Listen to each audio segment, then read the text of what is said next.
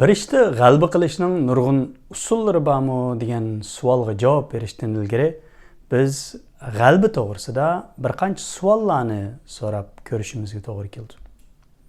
Masalan, boshqalarning g'alaba qilganini ko'rish orqali g'alaba qilg'il bo'lamdi, ularning g'alaba hikoyasini anglash orqali g'alaba qilg'il bo'lamdi yoki shu g'albis to'g'risida tanqidiy fikrlarni o'ttirib qo'yish orqali g'alaba qilg'il bo'lamdi va yoki g'albini tasavvur qilib qo'yish bilan g'alaba qilg'il bo'lamdi degandek.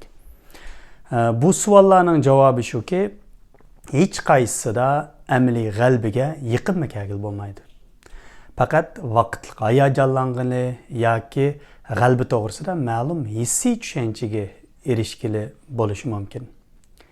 Keskinlik bilan shunday deya olamizki, g'alba qilishning eng to'g'ri usuli amaliy harakatda.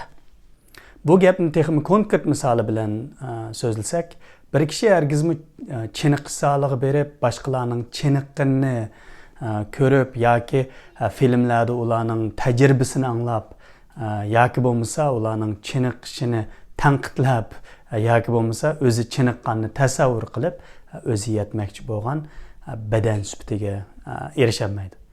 Chiniqib sog'lom badanga erishishning birdan-bir usuli amaliy harakatda. Shunga agar siz hayotda ma'lum ishda g'alaba qilish to'g'risida o'ylayotgan bo'lsangiz, o'y xiyolingizni tashlab, amaliy harakatga kelib, g'albining mevasiga erishish uchun taraqquzing. Agar bu maslahatni yoqtirgan bo'lsangiz, yoqtirish ko'nikisini besing va o'zingizning ta'sirotini bu filmning ostiga yozib ko'ring. Kelar qitimliq filmni ko'rishaylik. Xayr xo'sh.